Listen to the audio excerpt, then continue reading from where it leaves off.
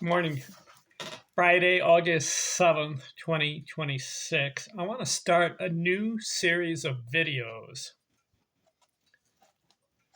reviewing a book I wrote, Yearly Leaders of Every Pitching Category.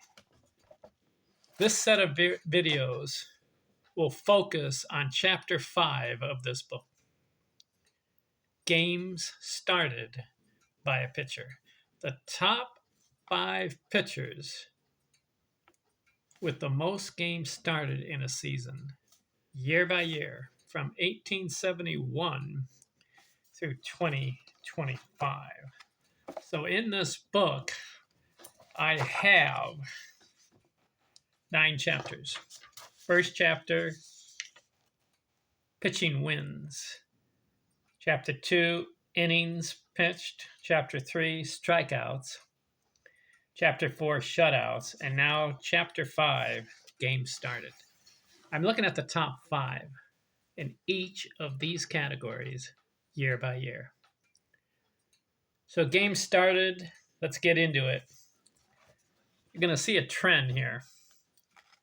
From the 1870s onward, pitchers in that decade pitched every day or every other day. In some instances, a pitcher pitched in every game the team played that year.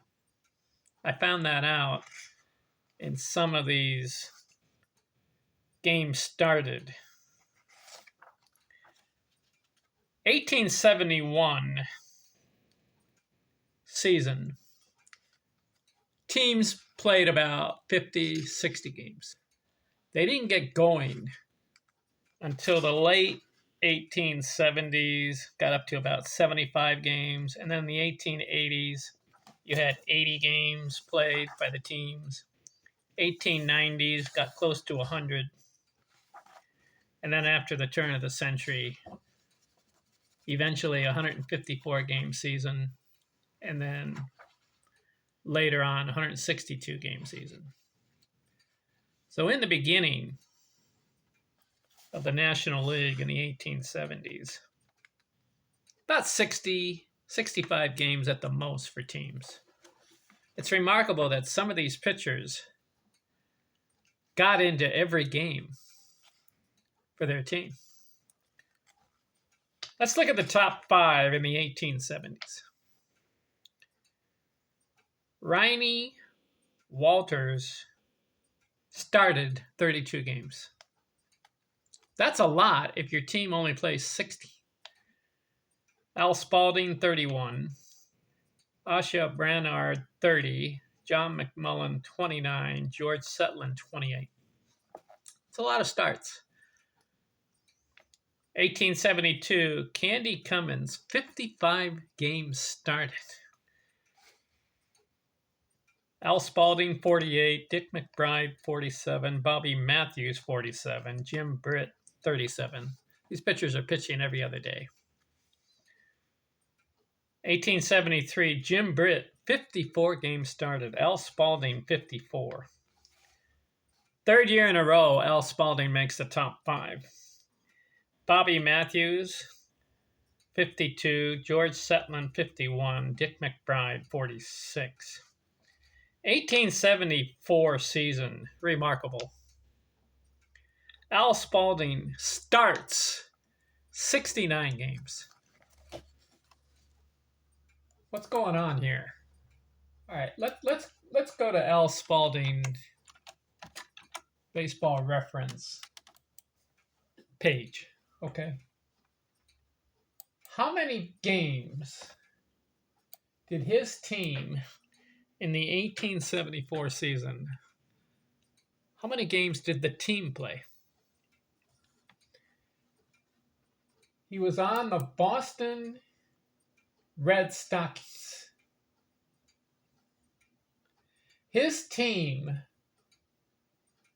played 71 games that year and won 52 of them. 72, 18, and 1 was their record. Al Spalding, okay. His team played 71 games. Al Spalding in 1874 started 69 out of the 71. See what I mean? And in fact, I'm looking at it. Al Spalding pitched in all 71 games of his team that year, but he started 69. Incredible. Bobby Matthews, 65. Oh, okay. Al Spalding's record that year. He just went 52 and 16. 52 wins, 16 losses. Bobby Matthews, 65. George Sutton, 57. Tommy Bond, Dick McBride, 55 starts. 1875, Bobby Matthews again. This is the fourth time for him, top 5. 70 starts. Bobby Matthews. You know, that guy is not in the Hall of Fame. All right, I got to look at this. Bobby Matthews. Let's go to his page. How many games did his team play that year? Bobby Matthews. All right, I'm pulling it up. 1875, he started 70 games. His team played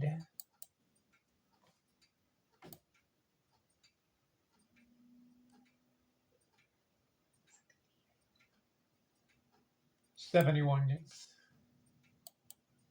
Bobby Matthews started 70 games, and his team played in that year, the whole year, 71 games. You know what his record was that year? This Bobby Matthews guy. 29 wins, 38 losses. Not very good record.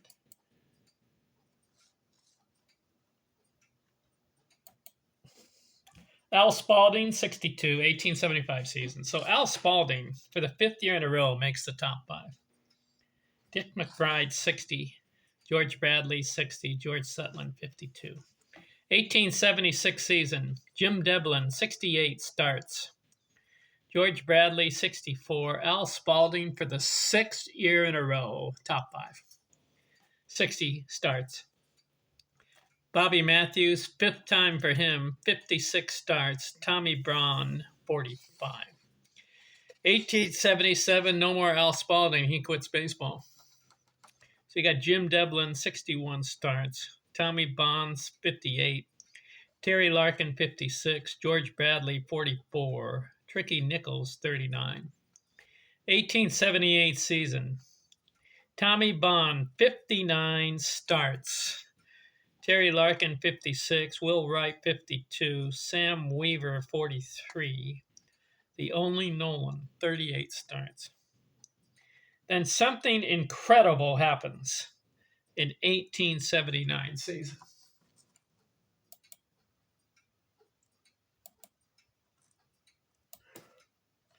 Will Wright sets a major league record. Will Wright starts as a pitcher 75 games.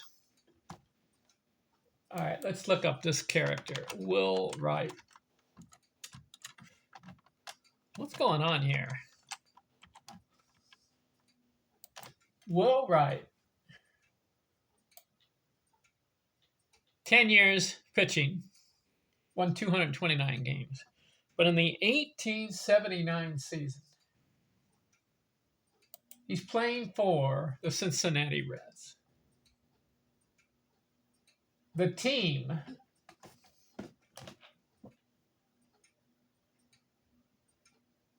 let's see. I got to add this up.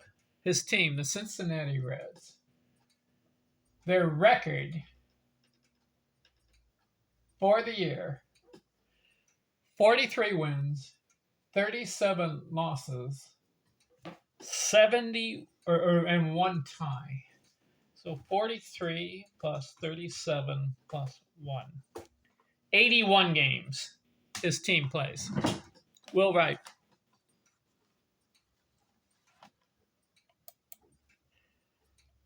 He starts 75 games. Wins 43 of them, loses 31. A major league record, 75 starts in one season. Now, this is the 1870s. What's the philosophy?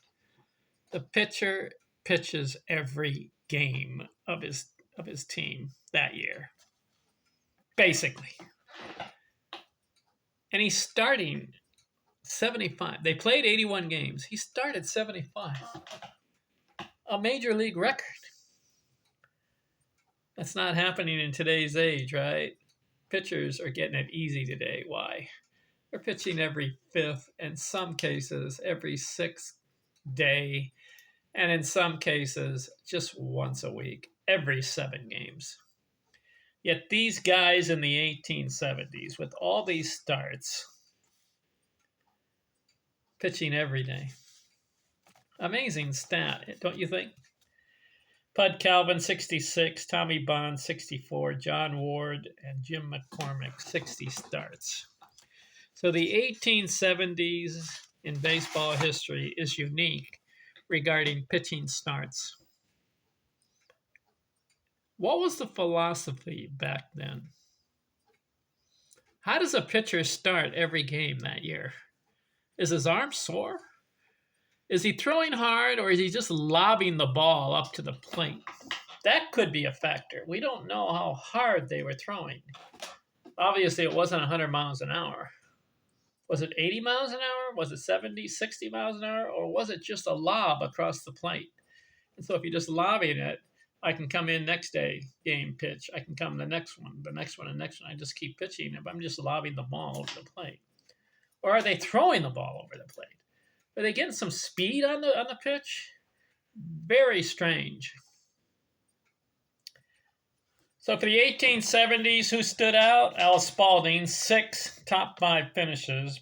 Bobby Matthews, 5. He had some other guys, George Bradley, Tommy Bond, Jim Devlin. These guys, Terry Larkin, 50, 60 starts. And then you get Will Wright setting a major league record with 75 starts. Incredible. All right, I'm going to go decade by decade, looking at starts from pitchers. Just a stat I'm interested in. And we're going to see a trend because the 1870s started something as far as pitchers. But then the 1880s, the numbers seem to start to go down a little bit. The 1890s, you won't see the 60, 70 starts anymore. And then the 1900s, they'll go down even more. And by the time you get to 2025, I'm going to look at every decade. You know what's embarrassing in the years after 2000? Starts are like in the 30s. And in 1 year, the most starts, 2020 season, of course, that was the COVID year. The most starts by a pitcher was 13. But the numbers will be about 30 to 34 starts after 2000 season. Before that, the 1990s, you get guys in the 40 starts. Very rare will you get guys 50 starts in a season. Right after the 1990s. Or no, right after the 1900s.